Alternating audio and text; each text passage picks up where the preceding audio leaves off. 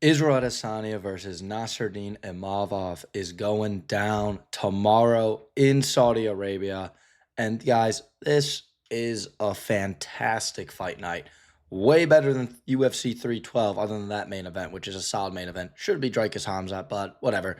But overall, this fight night is fantastic. I love everything about it. And I'll give you some predictions for some of the fights on the main card.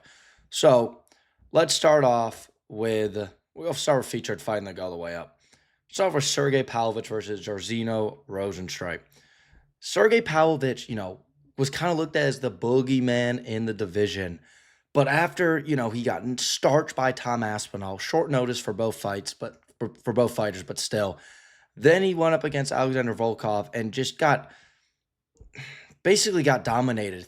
If I recall, if my memory serves me correct, he threw a big fit kind of at the end. He was super salty about it. It was not a great look, and overall, a really just not a great performance for Sergey. And I've always liked Pavlovich a bit because his knockouts, over Tai Tuivasa and some of these other guys have just been just insane against Curtis Blades. I thought Curtis Blades was going to beat him, and nope, Sergey just knocks him out.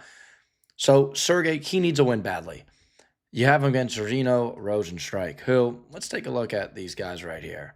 With Zerzino, the problem with Rozenstruik is that whenever he gets like a step up in, competition, a step up in the level of fighter he's facing, he just struggles, and I have no idea what's going on. I'm trying to pull up some of his fights, but they're just not loading, so we're just going to go back. It just, you know, whenever he gets that step up, he always loses, and he can never really get over the hump. He's always kind of stuck in that 9, 12, ranked area. And he's gained a step up against Sergey Pavlovich. I just, even though Rozenstruik has, he has good defense, he has great power, he is a good heavyweight, even though heavyweight's just in general not very good. I think Sergey Pavlovich is going to get this done. I'm not as confident as the odds makers are with him at minus 310. I mean, Sergey, he just doesn't kick. His movement isn't very good. But Pavlovich, he has insane power and he has very fast hands. And I think against a guy like Rozenstruik, who's just not the elite of the elite at heavyweight, there are very few that are. I mean, it's really John Jones and Tom Aspinall, to be honest, with only two elite of the elite heavyweights. I just think Sergey Pavlovich, I think the way he fights, he's built to beat the level of guys that Rozenstruik is at. But don't be surprised if Rozenstruik pulls this out because he has, good head movement. He has some good defense. Don't be shocked if he beats Sergey Pavlovich. That's why the minus 310, I can't get behind that, but I am going to pick Sergey Pavlovich because I do think he will. I just think the guys at Rozenstruik's level, I think I think he's going to knock him out. I got Sergey Pavlovich, first round KO. I think later in the first round, I think it's going to be a feel out process. Then he's going to catch Zerzino and he's going to put him away. But do not be shocked if Sergey loses this and he loses 3 in a row. Do not be shocked if that happens. Moving up to the co-main event. Probably the second best fight in the card. If you put this as your favorite fight in the card, I don't knock you, but you got Michael Venom Page versus Sherif Bolat Magomedov. And this time, Michael Page is moving up to middleweight, which I don't really understand why he's doing it. From my guess is that he, obviously he doesn't want to fight any grapplers. I mean, Ian Gary dominated him with the grappling. I understand he didn't beat the shit out of Page with the grappling, but he took him down, controlled him. But Gary does have good grappling, but in welterweight, I mean, think about what a Sean Brady would do to him, a Gilbert Burns. Some of these other guys would just, Kevin Holland was taking Michael Page down.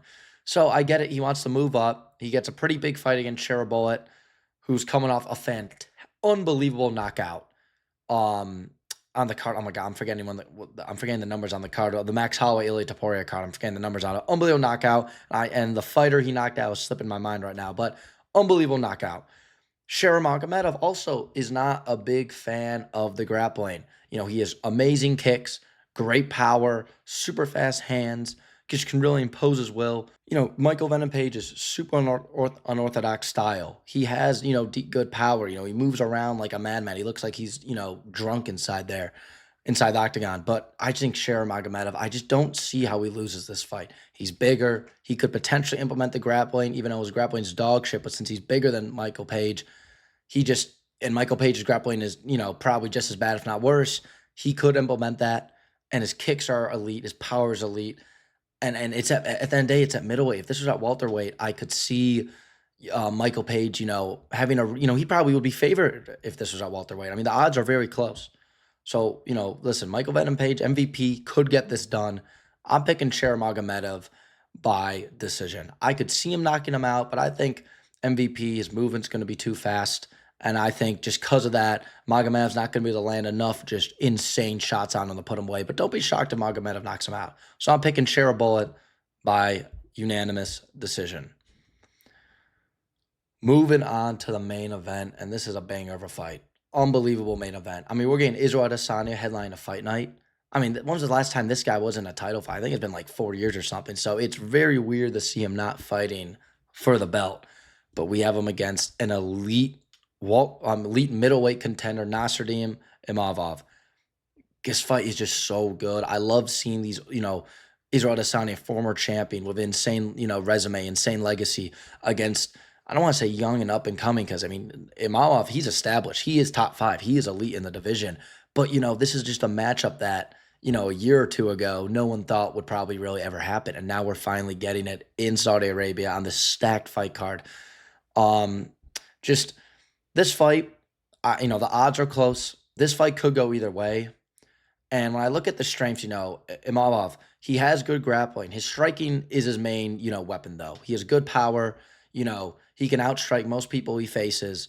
And then you have Israel Adesanya, who has elite defensive grappling, great power, great striking. And I just think overall what comes down this fight is who's gonna win the tap for tap battle? Who's gonna land the most powerful shots? And I have to go Israel Adesanya for this. I have to. And I would not be shocked at all if Nassourdine Imavov wins this fight. Do not be shocked if he wins this. The odds are close for a reason. But Israel Adesanya, I don't see Nassourdine being able to take him down. I just simply don't. And if he tries to, Israel Adesanya, unless it's like a Khamzat Chimaev, Israel Adesanya is defending takedowns on basically anybody. So I don't see him being able to take him down. Or if he gets taken down, he's getting right back up to his feet. So which means it's going to be a tit-for-tat striking battle. And Imavov, he's good. He's very good. But he's not at the level of Adesanya. And on top of that, Imavov, his cardio is in question. He's getting tired in the third round against Brendan Allen. He's getting tired against Sean Strickland. Israel really doesn't get tired. And I just, who do you trust to win the 4th or 5th rounds in this fight? Imavov, who's proven to not have the greatest gas tank, or Israel Adesanya, who's fought 5-round fights, it seems like, only in his career. I mean, when was the last time this guy fought a 3-round fight? I can't tell you the last time he fought a 3-round fight. Like, I don't know what year that was in. It was so long ago, over 4 years ago. So I think his striking's better. His power's better. I think he needs this win even more than Imavov, if in a way, because he is Israel Adesanya. He has, a reputation to keep up. He needs this win. And, a lot of people might think, oh, Israel Adesanya is washed. I don't think he's washed at all. When he fought Dricus, he looked phenomenal that fight. I had Dricus slightly ahead in that fight before, we got the TKO or the submission. But Israel Adesanya debatably was winning that fight. I completely respect if you scored it up until that point for Israel Adesanya. He looked fantastic. His striking looked great.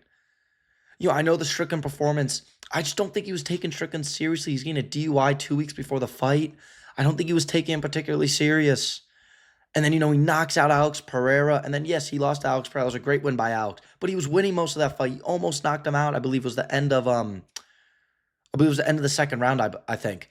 One more shot, Alex Pereira would have went down. So when you look at his losses, yes, the Sean Strickland loss is unacceptable. He has been losing fights, I think, but they're not, context is everything. And when you apply the context, his losses are not, they don't really indicate that he's washed. They just simply don't. Because in the Dricus fight, he looked fantastic. And if Israel Adesanya, if he knocks out Imavov in spectacular fashion, don't be shocked if the UFC puts him in the title shot again. I think Israel Adesanya needs 2 wins no matter what. He needs to win this fight.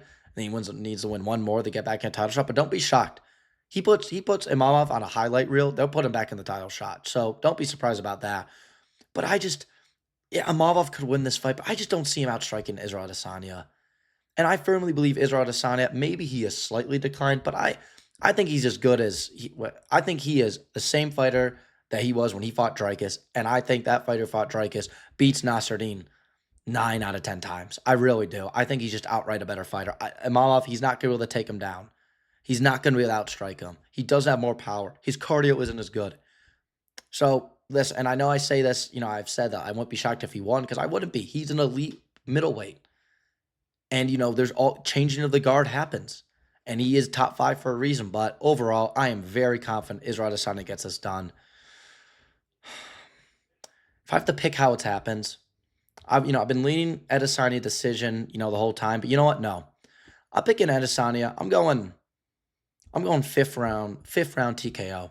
I think in the 5th round, he's going to, over the whole fight, he's going to land enough damage. And Imavov's gas tank is going to fade. And I think Israel Adesanya is going to put him out. And I think Israel Adesanya is going to be looking for a finish. Because as I said, he knows if he gets a finish, he could get a title shot after this. I'm not saying that's correct. I'm not saying that's right. I'm just talking about the UFC and Dana White might do that. So I'm picking Israel Adesanya, 5th round TKO. Guys, let me know what you think about my prediction for these 3 fights. Let me know if you think I have one completely off. I'd love to hear your opinion. Make sure to like the video, subscribe to the channel. I'll see you guys in the next one.